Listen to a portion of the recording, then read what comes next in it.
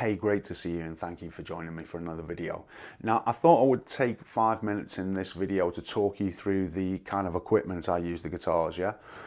Because I get so many questions about which guitars I'm using, etc. So I just thought I could do this video and then you'll be able to look at this and see all the kind of stuff I'm using. Now, I've started off with this Takamine EG332C. And this is a really versatile guitar.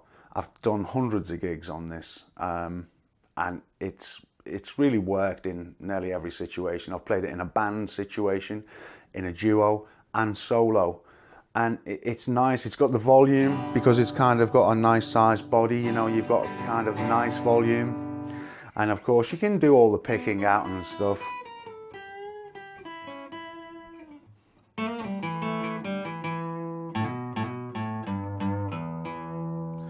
So, you know, it's just been a really good guitar, real workhorse. And the funny story behind it was that when I went back home to Liverpool, I went to a second-hand shop and it was sat there for 75 quid. I guess that's about $110. And my eyes nearly popped out my head because, I mean, I think it retailed for around $500, something like that at least.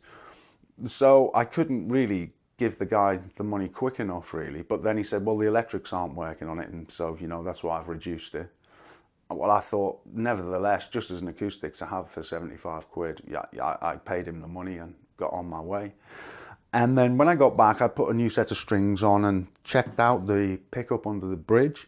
Didn't seem to be anything wrong with it really. So I changed the battery in the electrics. There's some electrics on it. They're pretty basic, just tone controls and volume.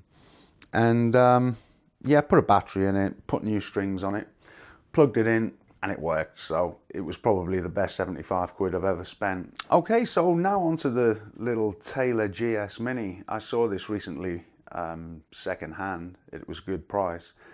And I've played them before, but I thought it's definitely worth having because it's a great guitar to take to the beach or a picnic or, you know, camping, whatever it is you might do, or just playing around the house.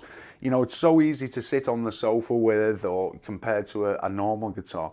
And I think another big advantage of something like this is that the fingerboard is narrower, you know, so if you spend a lot of time playing something like this, then when you switch to a regular size, you're going to find playing it a little bit easier because your fingers have got that bit more space, you know, both on the right and left hand. So great little guitar to use for practice and in many different applications. You know, it's got quite a full tone for such a small thing.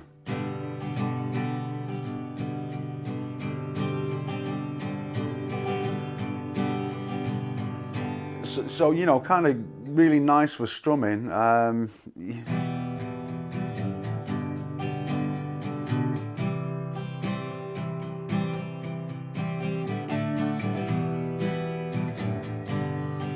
So kind of nice for strumming, I mean, picking as well.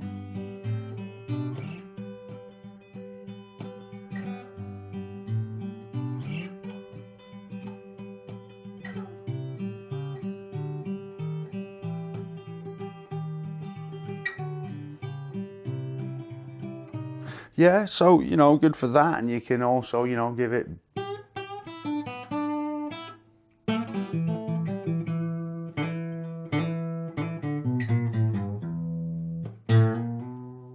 So for such a small guitar, again, very versatile, and given the price of these, quite a reasonable investment, I would say. As with any guitar really, irrespective of the make, it's always good to kind of play them in the store, shop, whatever, because you do find, and I mean, as I say, makes are no exception here, you do find that real one in a dozen which is just different from the others in some way.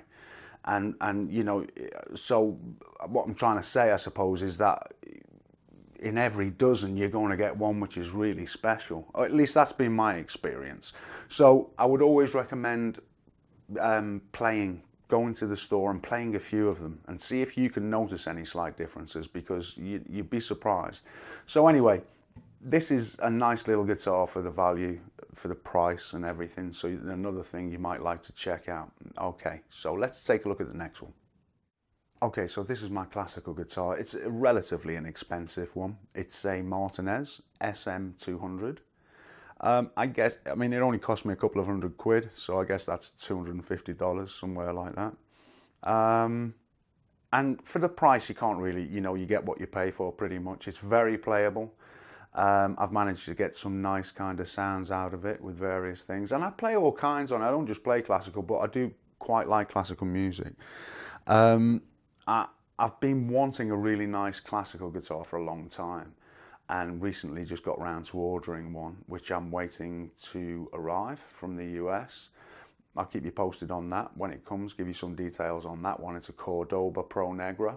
You can look that up. I did quite a lot of research, played a few of them, and I was pretty impressed with the price mark. But anyway, this is the Santos Martinez, as I say, SM200, relatively inexpensive. You don't just have to play classical, of course you can.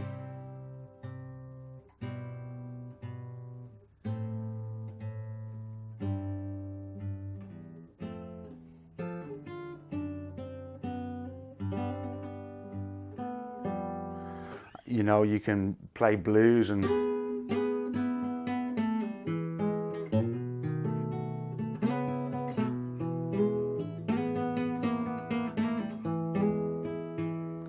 but it has a nice tone, for various things, really.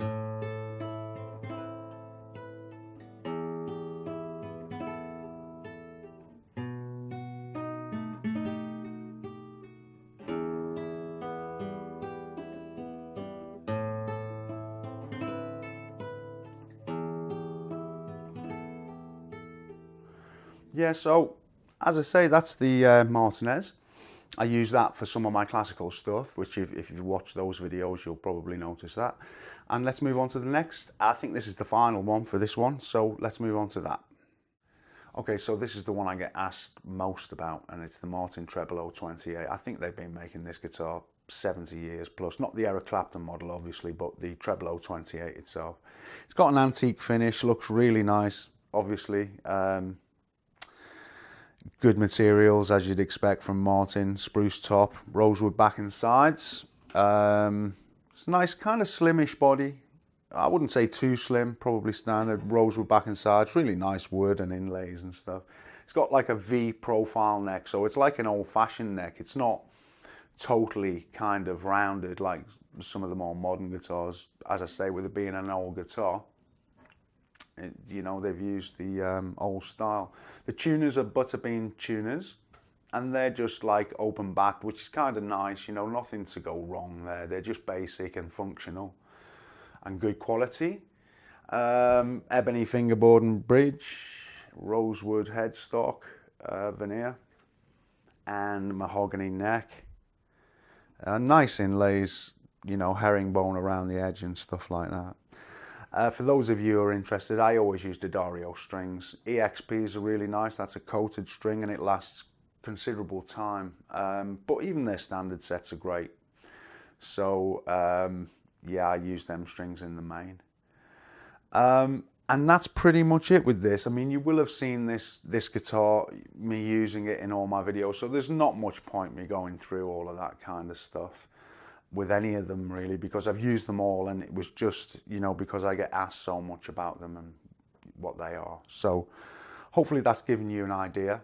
And I suppose if I was to give people tips on, buying a guitar and things like that, it would be, to spend as much as you can afford, really.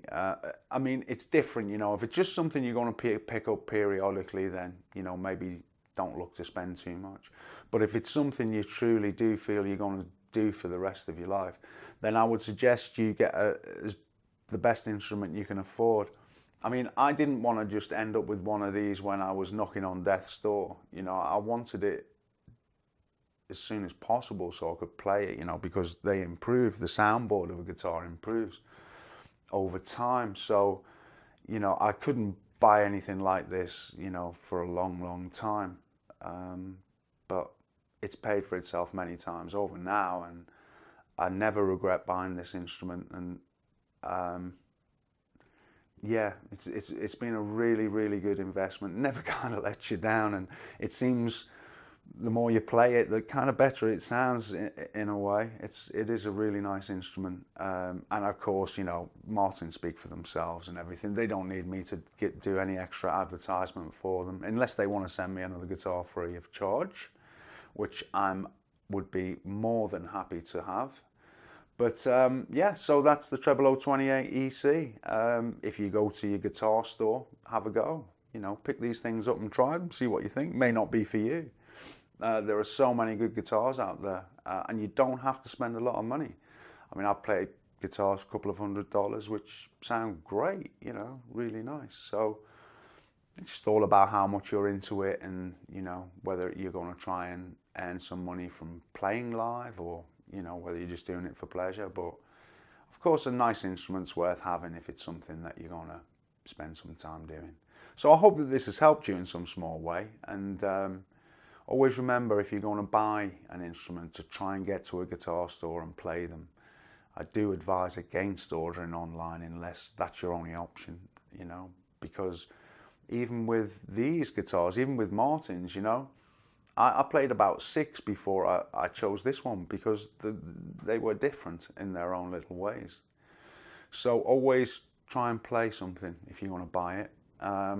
And yeah, that concludes this video. I'll be back with you shortly, and we'll take a look at another song or something like that. And thanks very much for watching. And if you found the video helpful in any way, perhaps you could click on the like or the subscribe. That's always very much appreciated. And please feel free to share all my videos far and wide via your social media if you do that kind of thing. That's very, very much appreciated. And it's also great to hear from you, okay, to get some comments from you and things like that. So please do leave any of those below or on any of my other videos, and tell me what you think, and, you know, what you'd like to see, etc. And I look forward to seeing you soon. Thanks again.